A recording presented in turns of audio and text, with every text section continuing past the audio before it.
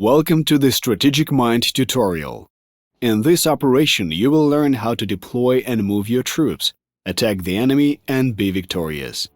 If you are new to this genre and have not played many turn-based war games, we advise you to complete all the tutorial operations. You can skip any message by clicking on it with the left mouse button. Units under your command are listed in the Units panel at the bottom of the screen. To the left, you can find the minimap, which will help you to quickly get your bearings in battle. All objects are marked with the corresponding color. Your units are green, allied units are blue, the enemies are red. In the Units panel at the bottom of the screen, you can see the unit that is currently selected, the tank. Open its unit info screen by clicking on the highlighted button. The unit info screen contains all the key data about the selected unit. Under the unit picture, you can see its strength. Both the unit's health and damage output depend on strength. The lower the strength, the less damage the unit will deal to the enemy. If the strength reaches 0, the unit is destroyed or forced to retreat. The unit's combat parameters are listed at the top right corner. The higher they are, the better. With the mouse over the combat parameter, you will see a hint with a list of all bonuses and penalties to that parameter at the moment. Now click on the highlighted parameter. This is more detailed information on how this parameter works. Now close this tab. Right under the combat parameters, you can see the unit's equipment panel, and additional equipment that your units can employ in battle. Underneath it, you can see the skills panel. There are a number of passive and active skills unique for every unit class. Infantry has one set of skills, tanks have another, and so forth. When hovering over any skill, you can see a hint explaining how it works. The unit's class is indicated right above its picture. There you can see its model name as well. You can always change a model name to a custom entry by clicking on it. Now close the unit info screen. It is high time for troops deployment. Every operation starts with the deployment phase, during which you deploy your troops. Select the infantry unit. Look at the highlighted hex. It is a deployment hex. You can deploy your units only in these hexes. Deploy your infantry in the highlighted hex by clicking on it with your left mouse button.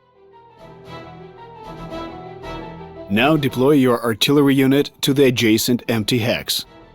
Deploy the tank unit. Great! Now your army is ready to do battle. Click on the End Deploy button to begin the operation. In the top left corner of the screen, you can see the list of your primary and secondary objectives for this operation. Above, you can also see a Victory Progress bar. This bar indicates how well your troops are doing in the operation. At the top right corner of the screen, you can find the Command Points button. Command points are used for troop embarkation on air, naval, or train transport, and for the use of headquarters skills, special abilities, giving various tactical advantages to your forces. You can click on it to see the HQ skills available. You will learn more about it in another part of the tutorial. To the left, you can find the Prestige button. Prestige is a resource you can use to acquire more troops and equipment for them. Select the tank by clicking on it with your left mouse button. To the right, in the Unit Actions panel, you can see the Embarkation and Headquarters skills buttons. Below, you can see the active skills if there are any. In the case of naval units or armored trains, the different parts of the ship or train are also displayed here. The hexes where the unit can move to are highlighted. Now move your tank to the designated hex by clicking on it with the right mouse button.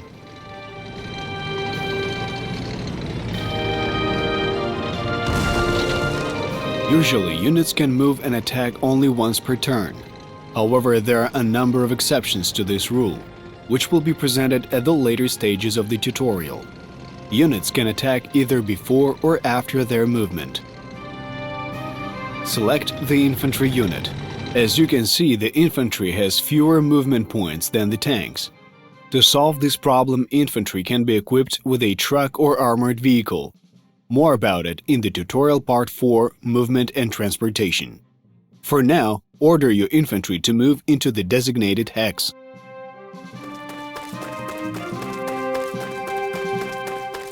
Then select the artillery unit. Move it into the designated hex.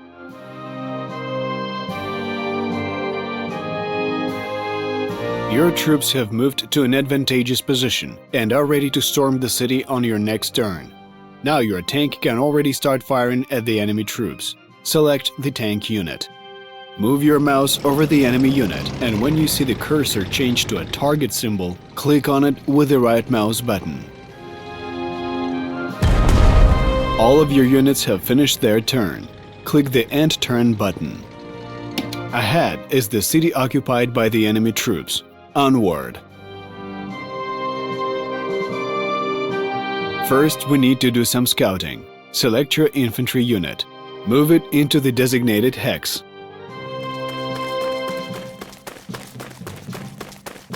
Now select the artillery unit.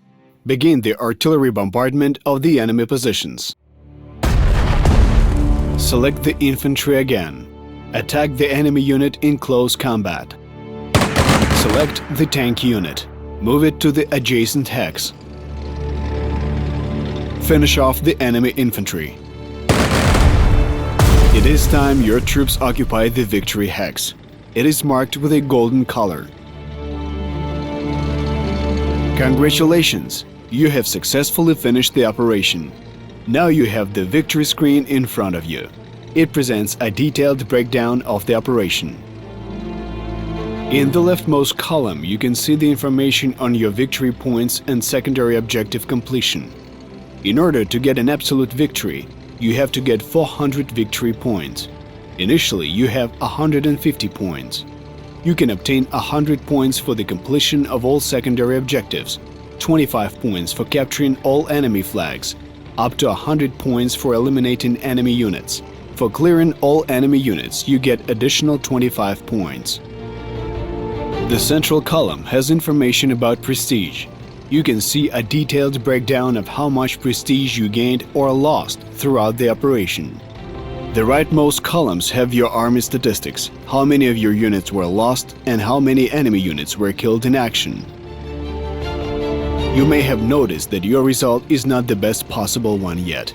The reasons are that you have not finished the secondary objective and there are still enemy units left undefeated. To achieve greater results, click the Return to Game button. So you're back in action. You have a couple more turns left to deal with these issues. As all of your troops have already finished their turn, you have to click the End Turn button. The enemy still holds some infrastructure. You have to capture that hex and get rid of the enemy unit to get an absolute victory. There's no better way to start the attack than artillery bombardment. Select your artillery unit. Attack the enemy.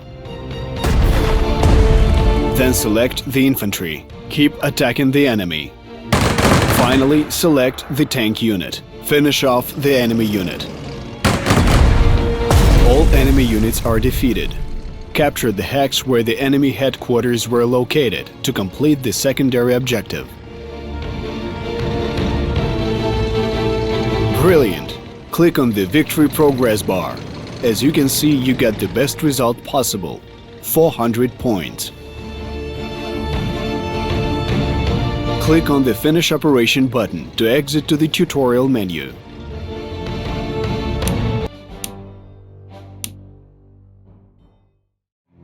Good day, Commander! In this operation, we will go over the supply and infrastructure, without which any military campaign would not have been possible. In the previous part of the tutorial, we mentioned the key parameters of any unit, its ammo, fuel, and movement points. The supply system restores ammunition and fuel through infrastructure. Infrastructure is represented by various facilities such as supply hub, maritime hub, supply point, airfield, railroad station, and seaport. Usually, infrastructure is marked by the flag of the country which is currently controlling it. Later, we will tell you more about every type of infrastructure, but first, you have to capture a staging area for a further offensive operation. Your troops are already in position and ready to advance. Let's not keep the enemy waiting. Select the tank unit. Move it closer to the enemy. Attack the anti-aircraft gun defending the airfield. Now we can finish it off with the infantry. Select the unit. Move into the hex next to the airfield. Attack the anti-aircraft gun. The enemy airfield is now left unprotected. Move the infantry inside and capture it.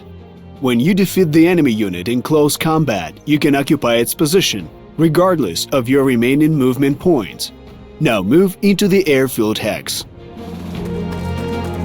The airfield has been captured. Now we can move our aircraft units here. The airfield provides supply to aircraft units, restoring their ammo and fuel on every landing. Additionally, aircraft units can acquire new equipment and be reinforced while landed on an airfield. We will get back to it in another part of the tutorial. Right now, we have to capture the supply point. You should start the attack with air bombardment. Select the bomber. Attack the enemy artillery.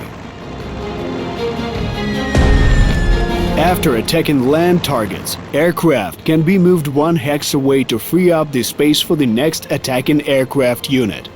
Do it now by moving the bomber to the highlighted hex. Great! Keep attacking the enemy positions. Select the second tactical bomber. Attack the enemy artillery. The enemy unit is destroyed. Now we have to occupy the supply point. Select the infantry unit that has not moved this turn. Move it into the hex with the supply point.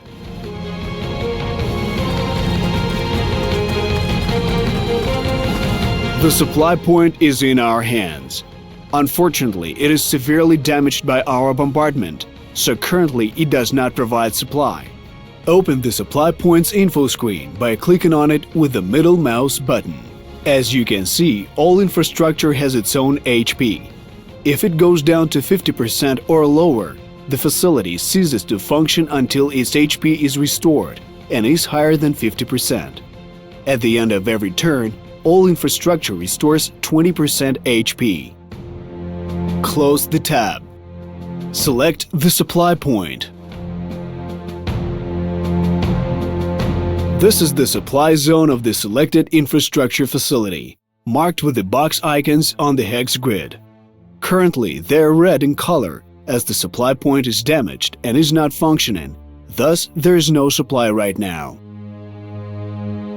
In a 1 hex range around the selected infrastructure, there is a service zone, marked with the range icons. In these hexes, your units can acquire or change equipment and be reinforced.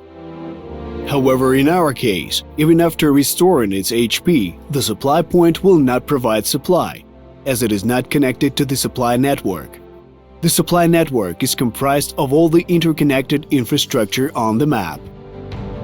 Supply hubs and maritime hubs play a key role in the supply network.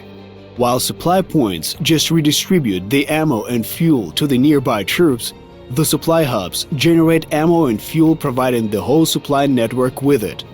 Maritime hub works similarly, but only if there is a seaport under your control next to it. Consequently, without the connection to a supply or maritime hub, the supply points have nothing to redistribute to your troops.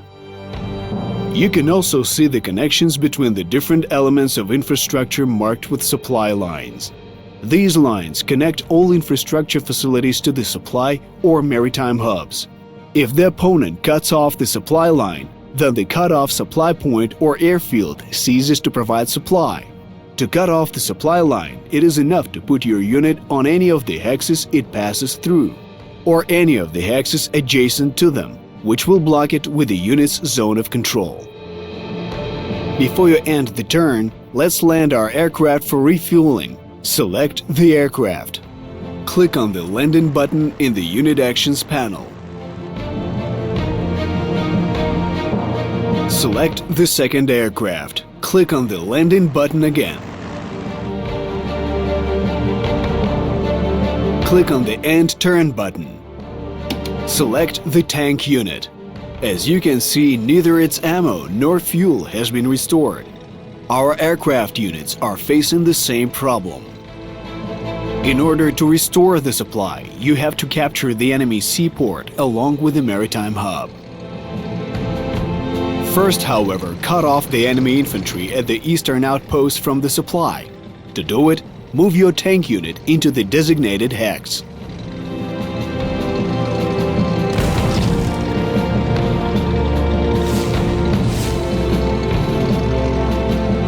Select the supply point of the eastern outpost.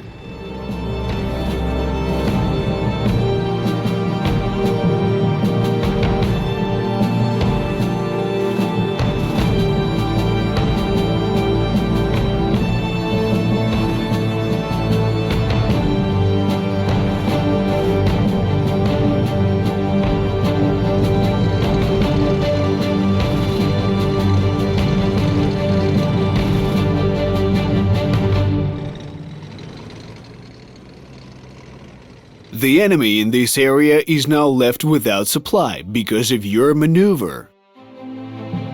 It is high time we take care of the coastal city. Select the infantry unit. Move it to the designated hex.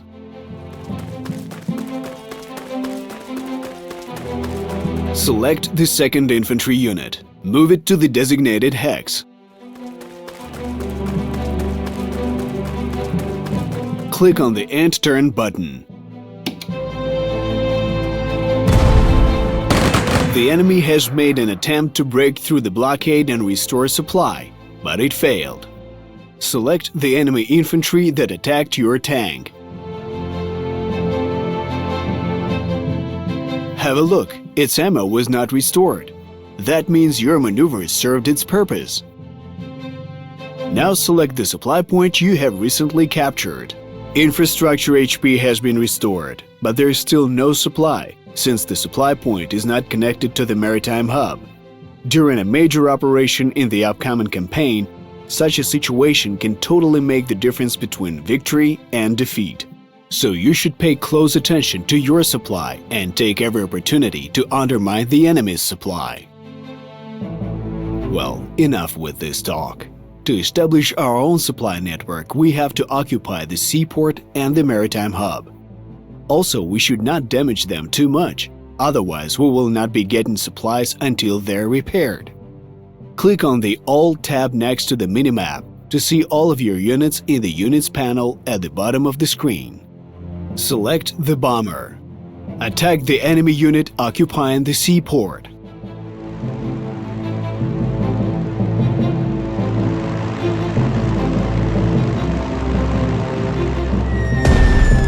The seaport now has only 6 HP left. If we keep bombarding it, it will stop providing supply and we will have to wait for its restoration.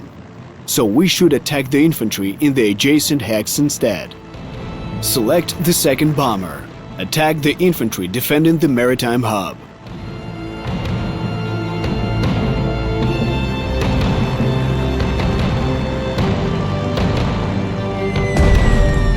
Now that the enemy units are weakened by the air bombardment, we can attack them in close combat.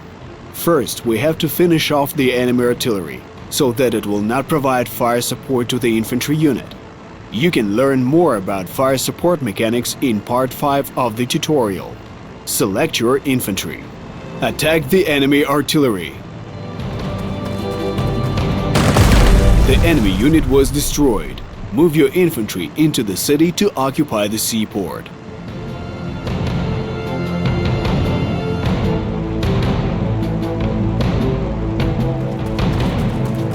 Excellent! Now the enemy infantry is left without artillery support, and you have taken the seaport. It provides supply to the naval units and allows them to acquire and change equipment. Located next to the seaport is Maritime Hub. Only supply hubs and maritime hubs that have a seaport next to them can generate ammo and fuel and deliver it to all other infrastructure through the supply network. It is time to finish this battle and re-establish our supply. Select the 2nd Infantry Unit. Destroy the enemy unit.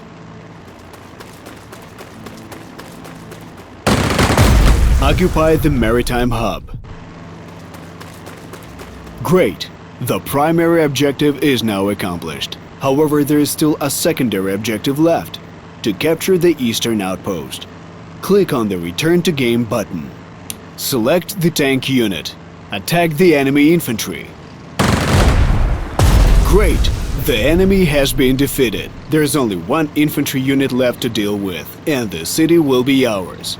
Move the tank to the designated hex. All of your units have finished their turn. Click on the End Turn button. Select your infantry unit. As you can see, the supply is now up and running, and the unit got its ammo resupplied. Now select the bomber. Note that it is quite low on fuel. If the fuel reaches zero and the aircraft is left in the air, it will crash to its demise. You should also keep in mind that for every turn an aircraft spends in the air, it uses at least 5 fuel, so it cannot just wait out until the supply comes. Do not forget about it in the heat of battle. Select the tank unit. Attack the infantry occupying the eastern outpost. The last of the enemy units has fallen. Now your troops are free to take the eastern outpost. Make it happen to conclude the operation. Congratulations! You have successfully finished the operation. Click on the Victory Progress bar in the top left corner of the screen. Click on the Finish Operation button to exit to the tutorial menu.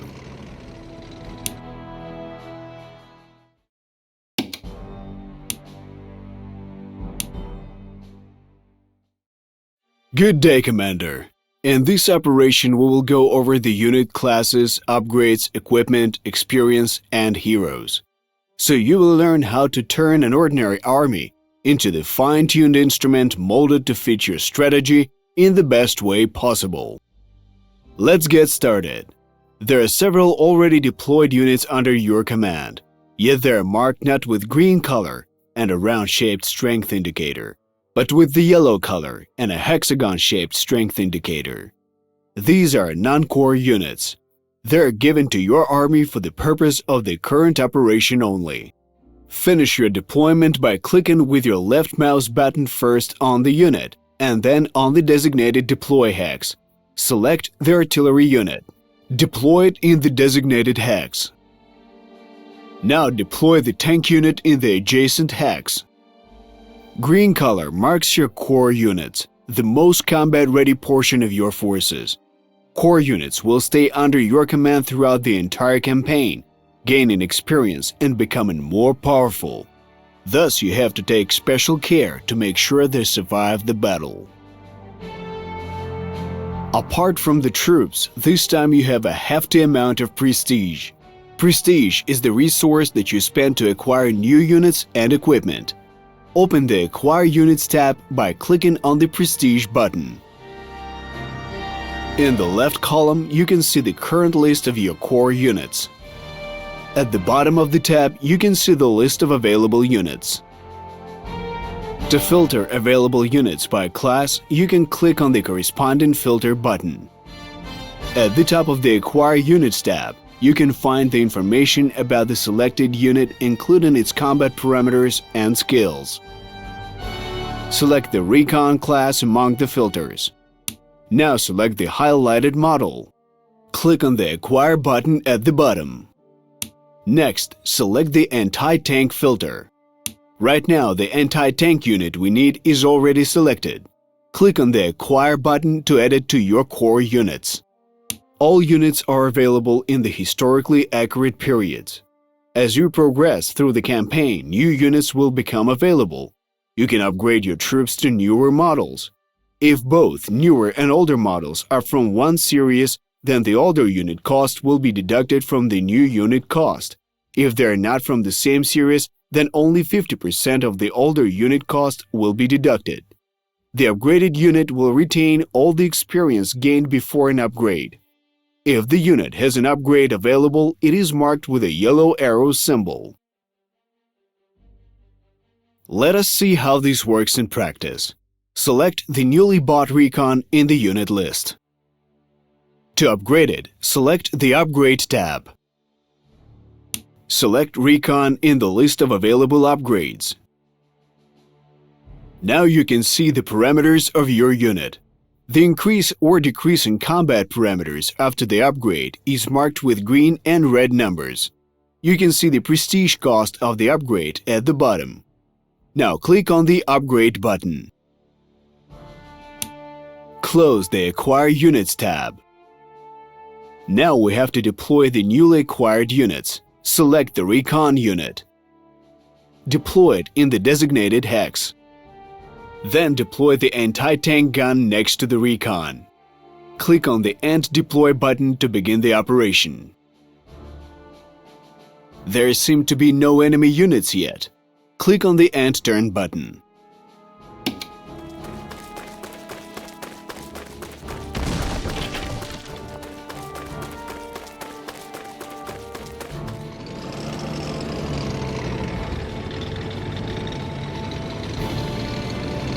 The enemy troops are close. We have to destroy them. Select the artillery. Attack the enemy infantry unit. Good. Now select the anti-tank unit. Move it closer to the enemy. Attack the enemy tank. Your anti-tank gun has gained a new experience level. We will get back to it after the battle. Select the self-propelled artillery. Attack the second enemy infantry unit. Select the tank unit. Finish off the enemy infantry. Now only one enemy unit is still standing. Select your recon unit. Move it to the designated hex. Finish off the enemy unit. Excellent! The enemy attack was repelled. Our recon unit spotted more enemy troops in the distance. You should make more thorough preparations for the enemy's main force's arrival and strengthen your troops with additional equipment. Open the unit info screen of the infantry. To do it, click on your unit with the middle mouse button. Click on the Equipment tab. Equipment is all sorts of additional weaponry, devices, and personnel aimed at strengthening your troops, starting with machine guns and finishing with the field medics and sapper squads. Equipment can either give passive bonuses or require an activation with a limited number of uses.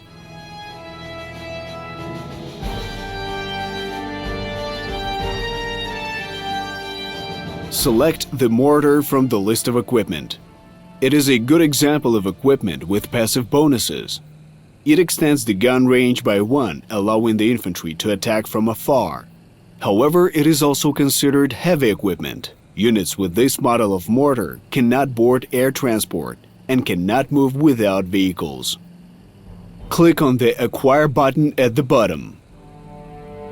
Close the Equipment tab. Now select the self-propelled artillery. Open its information tab by clicking with the middle mouse button. Select one of the equipment slots. This is another way to open the Equipment tab. From the list of available equipment, select the incendiary shells. This is an example of equipment that requires activation. They're perfect for firing at soft targets. Click on the Acquire button. Close the tab. Note that now there is a new Incendiary Shells button on the Unit Actions panel, in the bottom right corner of the screen. You can activate or deactivate Incendiary Shells by clicking on its button on the Unit Actions panel. Bear in mind that it's expendable equipment and you will have to pay in prestige for every activation. You still remember that your anti-tank unit got a new level, right? Open the unit info screen. Right above the unit picture, there's an experience bar. As the unit deals damage to the enemy, this bar fills up. The amount of experience a unit gains is equal to the damage dealt. Additionally, a unit gains 10 experience when it suffers losses or defeats an enemy unit. Recon units gain an additional 10 experience when they gather intelligence data. There are other class-specific ways to get experience, which you can learn by hovering the mouse over the experience bar of any given class. When the unit gets enough experience for a new level, you can level it up manually. To do it, open the Level Up tab. In this tab, you can see all the skills available to this unit. Select the Vulnerabilities skill. Click on the Level Up button. Get back to the unit info screen and have a look at combat parameters. As you can see, all attack and defense values have increased by 1. The more experienced the unit, the higher its combat effectiveness. We should also mention heroes, outstanding individuals who could make a big impact on your war effort. Open the Heroes tab. Heroes are unique historical personalities. Each of them can be assigned to serve in one of your units, providing it with an additional selection of very impressive skills. There are different heroes for different unit classes. Some unit classes have more than one. In order to get a hero, one of your units has to fulfill the requirements. You can see the corresponding progress bar above the hero skills list. Select the highlighted hero from the list. Click on the Assign button. Confirm the assignment. When you assign a hero to a unit, all previously learned abilities of this unit are reset, and you can level it up again, taking into consideration new hero skills. Open the Level Up tab. As you can see, the list of available skills has been expanded with hero skills. Select the Devastating Fire skill. Click on the Level Up button. Now close the Information tab. Click on the End Turn button.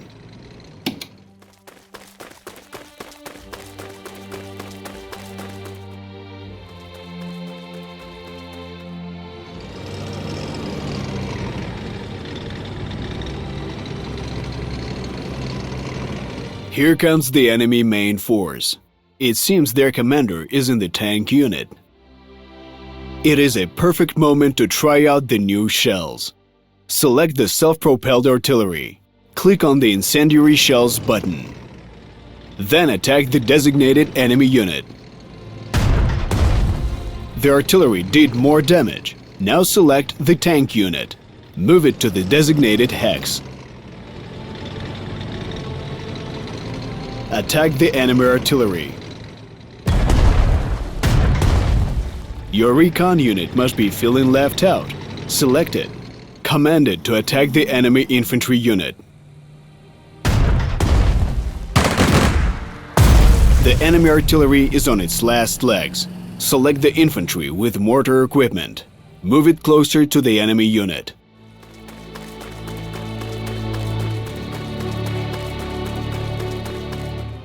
Attack the enemy artillery. Perfect! Without the artillery fire support, enemy troops won't last long. Now select your artillery unit. Bombard the remaining enemy infantry unit. Select your infantry unit. Move it closer to the enemy.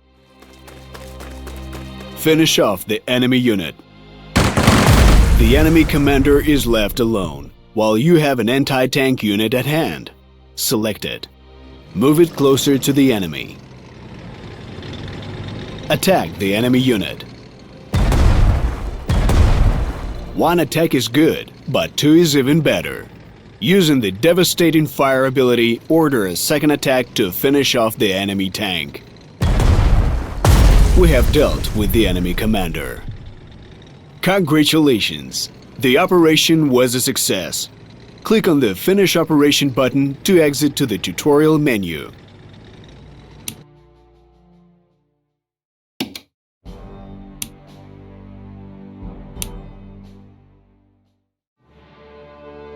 Hello, Commander. In this operation, you will learn about the transportation and troop movement across the vast operational areas. Your task is to capture the northern island. To complete it, your troops will have to cross the channel first. The easiest way to do it is to board the naval transport. Select the tank unit. On the lower right panel, find and click on the embarkation button. In the menu, select Embark on a ship. It did not work, did it? That's because you can only embark on a ship next to an operational seaport. Fortunately, you've got one nearby. Move the tank unit into the seaport hex. Click on the embarkation button. Note that you cannot change a unit's equipment while it's inside a transport of any kind. Perfect. Your tank unit has boarded a transport ship. Now move the ship to the opposite coast into the highlighted hex.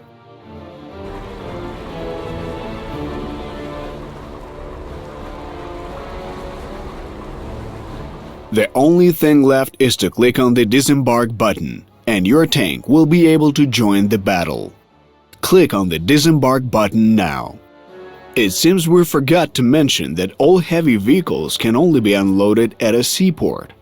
Only infantry units without heavy equipment can disembark in clear or shallow terrain. Naval transport is an excellent way to transport your troops, but the fastest way to redeploy is by air. Air transports can cover large distances fast and bring your troops to virtually any location of any map. However, only infantry units can board an airplane. Moreover, such transport is vulnerable to enemy fighters and anti-air guns. Be very careful. Loading your troops onto air transport will require an operational airfield. Select the highlighted infantry unit. Click on the embarkation button. Select Embark on an airplane. It seems they couldn't do it. The problem is your unit has ground transport. If you plan on loading this unit into an airplane, you will have to discard the transport first.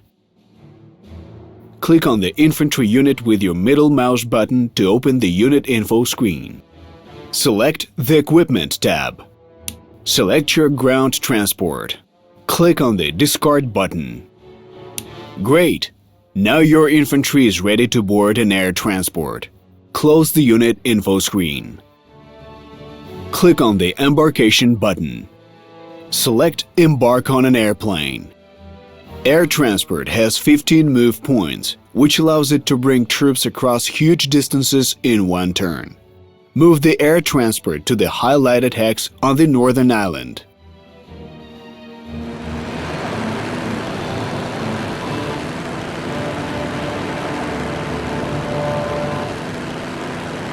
Click on the Disembark button. Unfortunately, units can only disembark from the air transport at an operational airfield. Press the OK button. Yet there is one exception to this rule: paratroopers. Select them. Click on the Embarkation button. Select Embark on an airplane. Travel to the highlighted hex.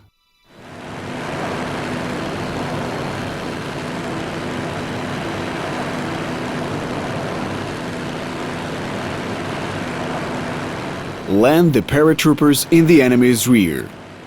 It surely was a splendid idea, but paratroopers can only land on clear terrain, and there is only forest terrain nearby. Keep that in mind so you can avoid putting your paratroopers needlessly at risk. Press the OK button.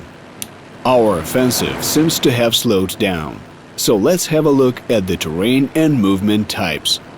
Open the highlighted hex's info screen. Every hex has a set of parameters affecting both the troops' movement and combat. At the top of the info screen, you can see terrain type. In our case, it's forest. In the left column, you can see the move point cost that units have to spend to enter this hex. In the right column, you can see the information about combat bonuses or penalties the unit in this hex will have. At the bottom, you can read more about this terrain type and the infrastructure present in it, if there is any. Close the hex info screen. Open the tank's unit info screen. Note the move points parameter. If you hover over the move points icon, you will get a hint with the unit's movement type. Units spend move points according to the movement and terrain types. Now close the unit info screen. Click on the End Turn button. Your troops are ready to begin the assault, Commander. It is time we take this island. Our paratroopers will be the vanguard of our advance. Select the paratroopers on the unit's panel. Move the unit to the highlighted hex.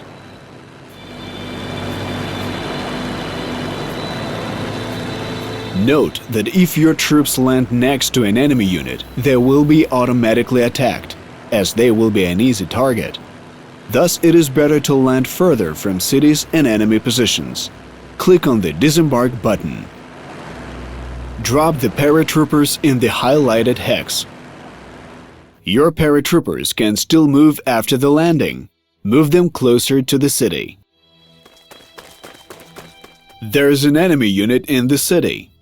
Let's bombard it before attacking it with our troops. Now select the bomber. Attack the enemy infantry.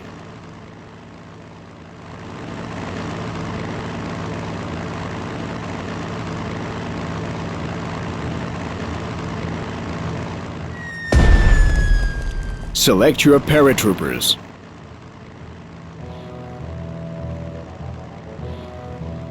Now finish off enemy infantry with your paratroopers.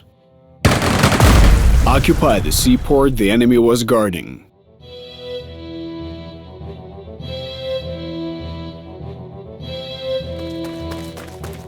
Great, the seaport is ours.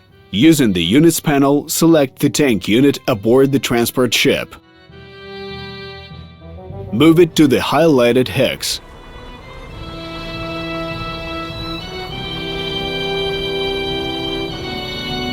Click on the Disembark button. Click on the highlighted hex. Finally, our tanks have some solid ground under their tracks. As the unit can still move after disembarkation, order it to capture the airfield.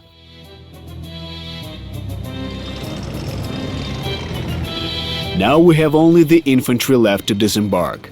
Select it on the unit panel. Move the plane closer to the airfield.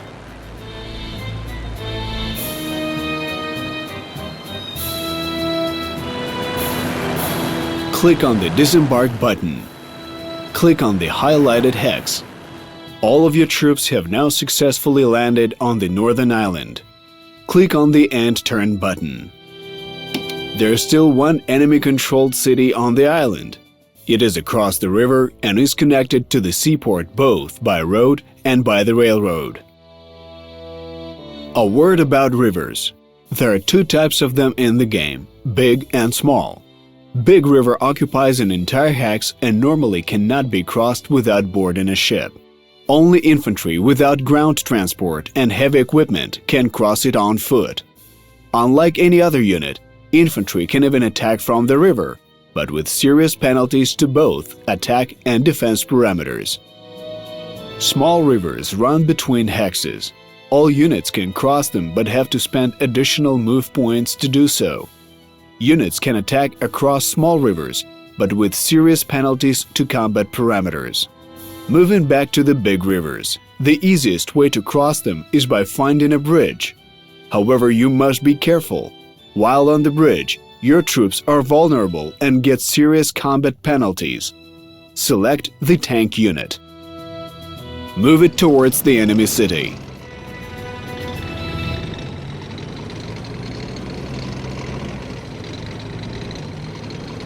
Good.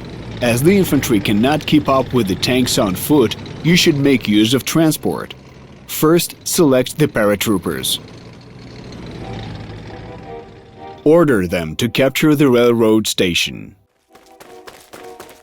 The railroad is a great way to quickly redeploy your troops. Additionally, it connects remote supply points to the supply hub across great distances. Its only downside is that you can only use the existing railroad network. Click on the Embarkation button. Select the Embark on a train. Send the train with paratroopers into the highlighted hex.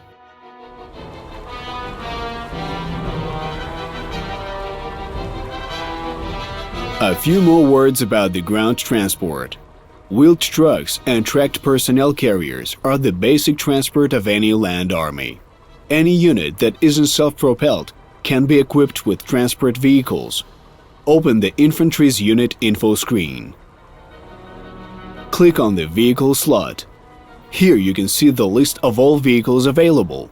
Over the course of the campaign, the list will expand with new models. Select the truck from the list. Click on the Acquire button. Perfect. Now your infantry can keep up with the self-propelled units. Note that the cities are usually connected by roads. Roads are the key aspect of land-based transportation. Moving over a road hex costs only one move point for any unit. Close the unit info screen. Infantry with ground transport can move further than its usual 3 hexes. However, while inside its vehicle, the unit is considered an easy target.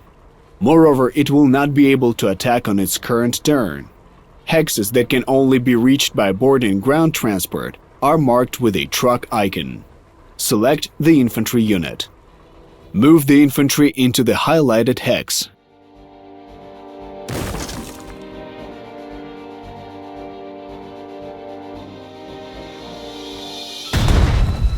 That was a good demonstration of what could happen if you send your troops forward recklessly, without proper reconnaissance. The risk of losing them is high. Being an easy target, your unit will automatically be attacked by all enemy troops if it enters their gun range. Click on the End Turn button. Select the tank unit. Advance with your tank and capture the railroad station right under the enemy's nose. Now attack the enemy artillery. Excellent! Now select the paratroopers on the unit panel. Send them to the hex next to the station.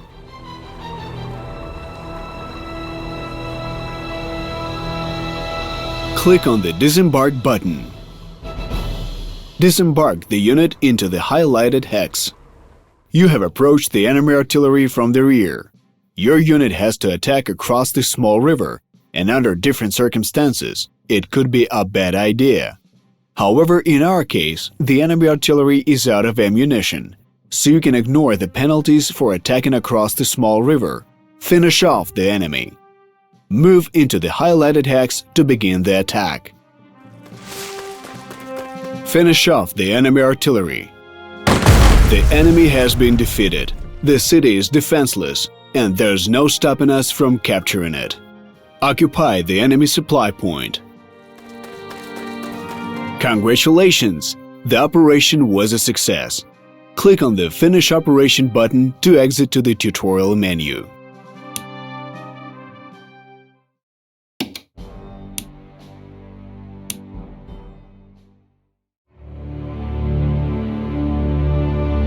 Hello, Commander. This time we'll take a look at the key combat mechanics of the Strategic Mind series. Weather has a great impact on the operation. Rain and other uncommon weather types might complicate your operation a fair bit.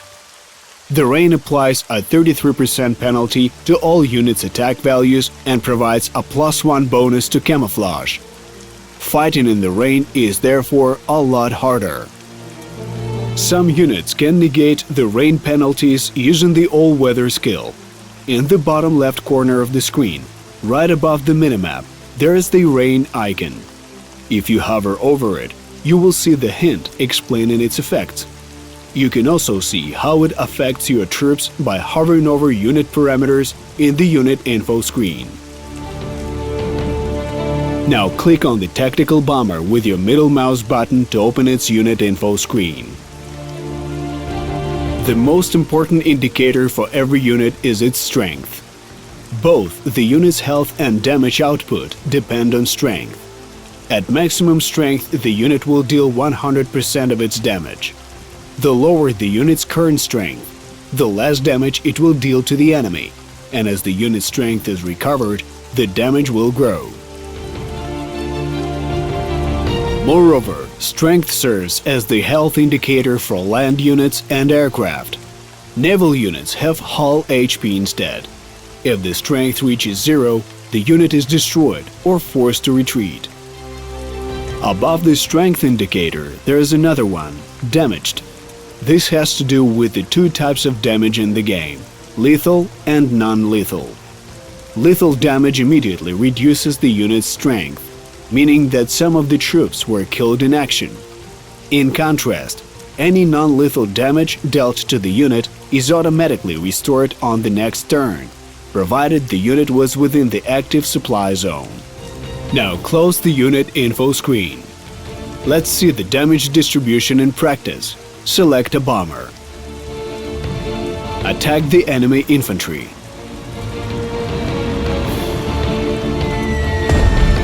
Move your bomber away. Select the artillery. Attack the enemy infantry. You may have noticed that the damage values are displayed as two numbers separated by a slash. The left number is the amount of lethal damage, and the right number is the non-lethal damage. Open the enemy infantry's unit info screen.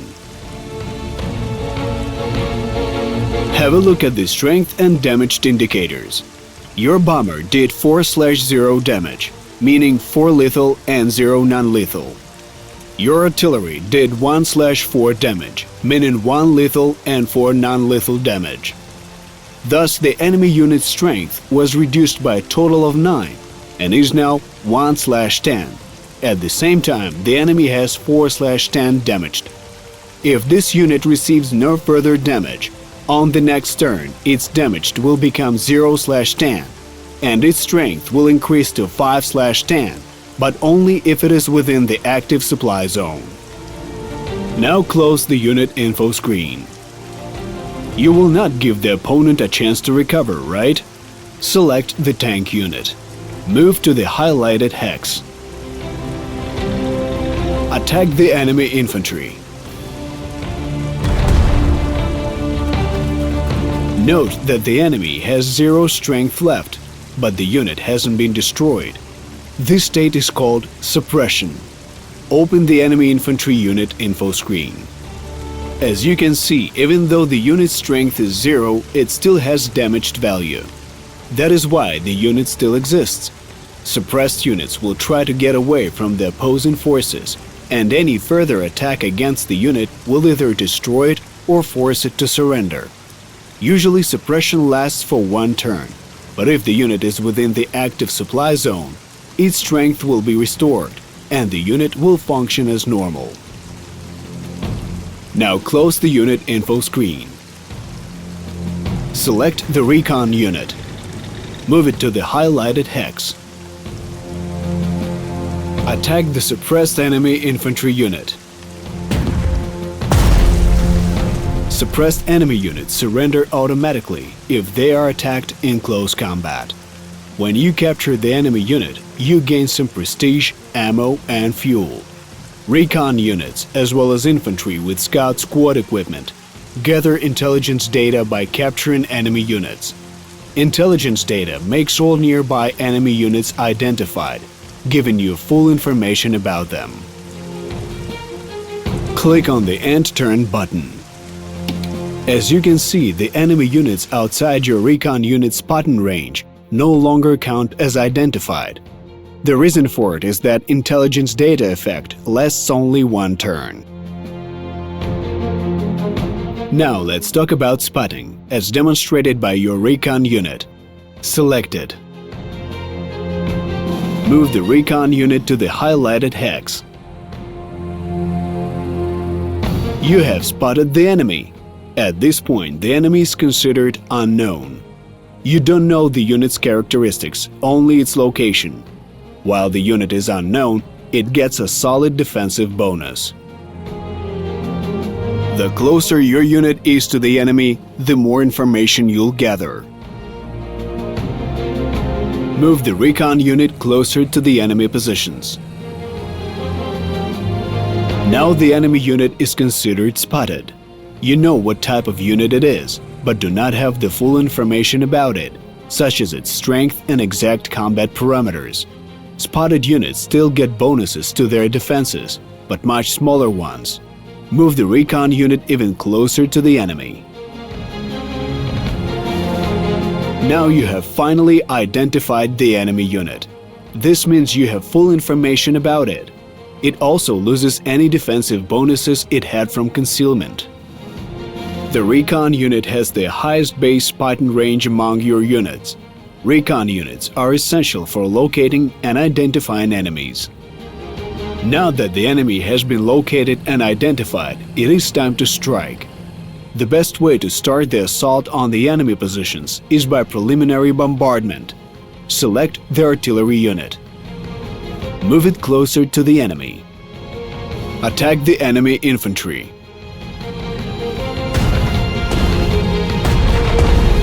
Some units, including the artillery, can provide fire support to nearby allies. That's why they should be dealt with as quickly as possible. Now select the bomber. Attack the enemy artillery. Anti-aircraft guns pose a serious threat to your aircraft units due to their overwatch, the ability to attack every plane entering their gun range. Upon being overwatched, the aircraft loses the ability to move until the next turn. If the enemy anti-aircraft gun wasn't spotted before the attack, it also surprises your unit, leaving it unable to both move and attack. Same as with the fire support, you can check whether the unit has the overwatch ability by opening its unit info screen and looking through its skills. By default, any unit can overwatch only once per turn, and any attack against it will disable its overwatch until the unit's next turn. Open the enemy anti-aircraft guns unit info screen. Note that the Overwatch Air skill is currently crossed out. That means that the unit will not be able to overwatch again this turn. Yet it can still offer fire support to the nearby units, or return fire if it comes under attack.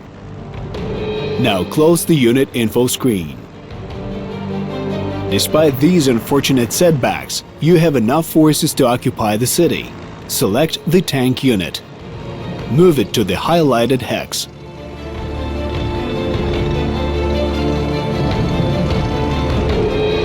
Attack the enemy infantry.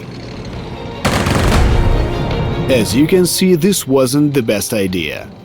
Tanks are very vulnerable to infantry while in close quarters. Battles in difficult terrain such as city, forest, or mountains, or against well-entrenched infantry units. While in close quarters, tanks lose 80% of their defense. Thus, you shouldn't assault cities with tanks if you haven't lowered the enemy infantry strength first. When attacking, keep in mind that the enemy's return fire will happen before your unit's attack. Consequently, your unit will attack with its strength already lowered, causing it to deal less damage. There are other ways to lower a unit's combat readiness. Open the enemy infantry's unit info screen. Hover over the soft defense parameter. Note that it has a previous attacks penalty. Each attack reduces the unit's attack and defense parameters by 1, up to a -4 total, making successive attacks more effective. This effect does not apply to naval units. Thus, well-defended ground troops should be worn down through successive attacks, then finished off in the final assault. Now close the unit info screen. In any case, the enemy forces are dwindling. Select your infantry. Move to the highlighted hex.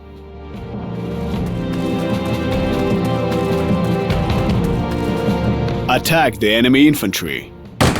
You need to weaken the enemy's anti-air defenses before the airstrike. Select the self-propelled artillery. Hover over the highlighted enemy unit. You can see the combat prediction in the top right corner of your screen. with all the bonuses and the penalties applied to all units involved. It also displays the average expected damage to both your and the enemy units. Have a look at the Range Defense Modifier Parameter, or RDM. If your unit is firing at its maximum range, the target will receive +4 defense. Attack the designated enemy unit. Try shortening the distance by moving your self-propelled artillery closer to the enemy. Now hover over the enemy's anti-aircraft gun once again to see the new combat prediction. As you can see, the RDM value is now lower, and the expected damage is higher. If you make an attack from a distance lower than your maximum gun range, the target will get a lower defense bonus. In close combat, RDM does not apply. Attack! It is high time for the aerial bombardment of the enemy artillery. Select your bomber. Attack the enemy artillery.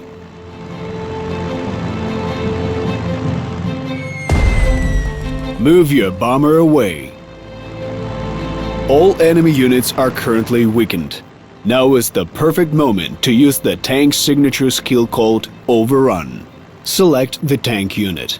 Move it to the highlighted hex.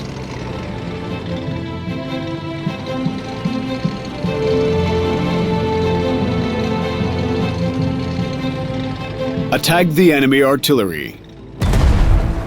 Enter the now empty hex. The Overrun ability allows tanks to move and attack again if their previous attack finished off an enemy unit. Now take care of the enemy infantry. Occupy the hex. Now finish off the anti-aircraft gun. Enter the now empty hex.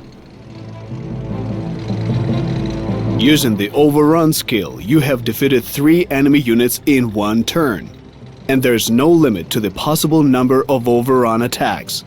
The only downside is that units do not receive additional experience after the first Overrun activation. Click on the End Turn button. You've surely noticed the change in lighting. Every 3rd turn of the operation, a night descends, which reduces the attack parameters of all units by 66%, and their spotting range by 50%, but no lower than 1. Without special equipment, such as radars or spotlights, or skills such as Night Hunter, your units will be unable to fight efficiently at night. On the upside, this is the perfect moment for covert troops movement or flanking maneuvers. In the bottom left corner of the screen, above the minimap, you can see the night icon.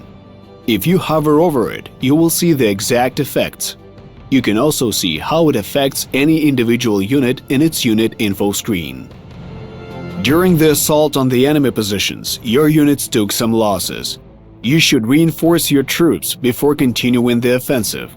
Select your most damaged tank. Click on the HQ Skills button. Select Reinforcement. In the Reinforcement menu, you can use Prestige to restore your unit's strength. If you reinforce the unit for at least 1 strength, the damaged units are restored for free.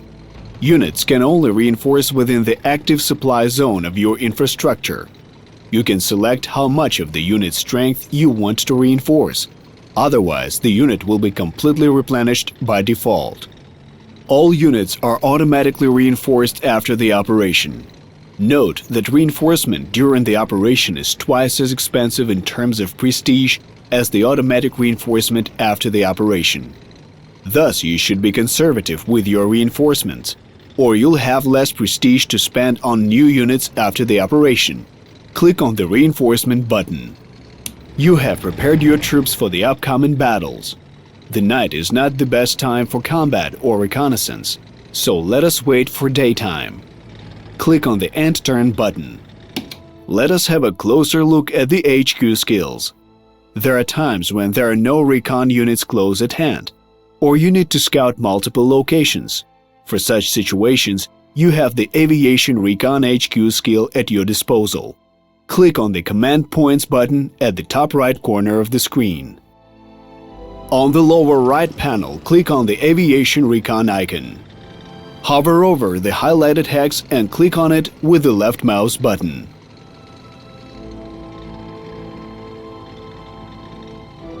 Aviation Recon is an incredibly useful skill, but using it costs a number of command points every time. You regain some command points in every turn.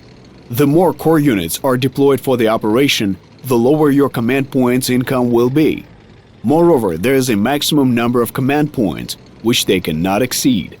You will get more command points as you progress through the campaign. Apart from the enemy troops, our recon has located the fort defending the city. It is a stationary defensive unit that will attack every soft target entering its firing zone. Click on your tank unit to deselect it. Then select the fort to see its firing zone. The firing zone is marked with red skulls. Since the fort is a stationary object, its firing arc is limited. If you approach the fort from the safe side, it won't be able to fire back. Units with flamethrowers excel at clearing the forts. This special type of equipment is only available to the infantry and most tanks. Open the infantry's unit info panel. Open the Equipment tab. Select the flamethrower. Click on the Acquire button. Now close the unit info screen. Where there is a fort, you can expect to see minefields as well. Fortunately, your recon unit has a separate squad, equipment that allows the unit to locate and clear the minefields. Select the recon unit. Scout the way by moving the recon unit to the highlighted hex. There's the minefield. The separate squad will reduce the minefield strength by the number equal to the squad's strength. And the strength of the sappers in turn equals the strength of the unit they're attached to. Don't forget, sapper squad is an easy target and will be automatically attacked by enemy units if it enters their gun range. To clear a minefield, move your recon unit to an adjacent hex.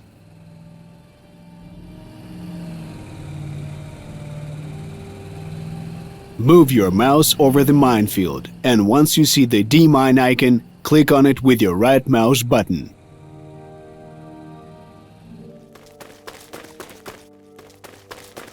It seems that the path is clear. It is time to take care of the enemy fort.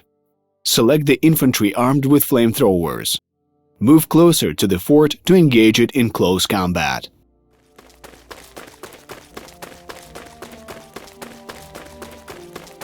Attack the fort. Armed with flamethrowers, the infantry deals damage equal to its current strength to all types of fortifications. Fort defeated in close combat will be taken over by the attacker and will become his fort with 5 strength. Flamethrower is also effective against the enemy infantry hiding inside any buildings, providing +4 attack against it. It also reduces enemy entrenchment level by 2 before the attack. Now, what is entrenchment? Have a look at the enemy infantry occupying the supply point. You may notice the sandbags and other barricades around it. It means that the unit has some level of entrenchment. If any land unit finishes a turn while still being able to move, it gains 1 level of entrenchment. The longer the unit stays in place, the higher its entrenchment becomes. Every level of entrenchment provides +1 to all defense parameters. You may open the unit info panel to see its current entrenchment.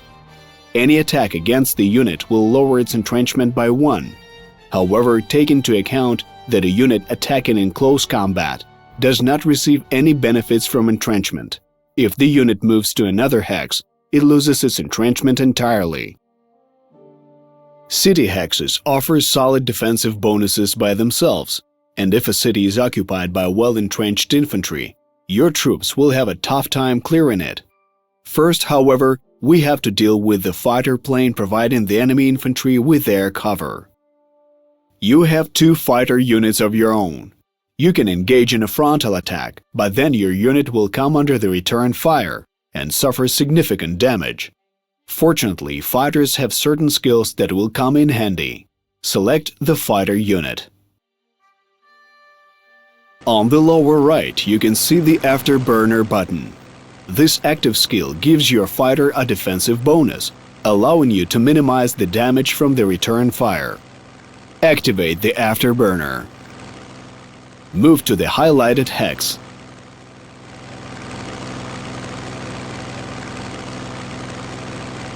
Attack the enemy fighter. Great! You've dealt a solid blow to the enemy unit. Select the second fighter. Activate the Afterburner active skill. Move to the highlighted hex.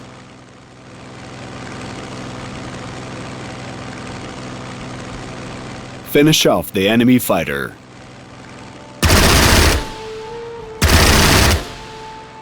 The enemy infantry has been left without the air cover. Select the bomber. Attack the enemy infantry.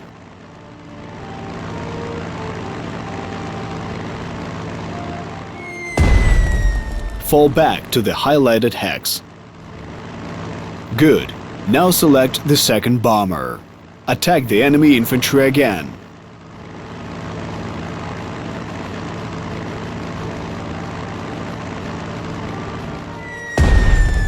Fall back to the highlighted hex. Now select the tank unit. Move to the highlighted hex.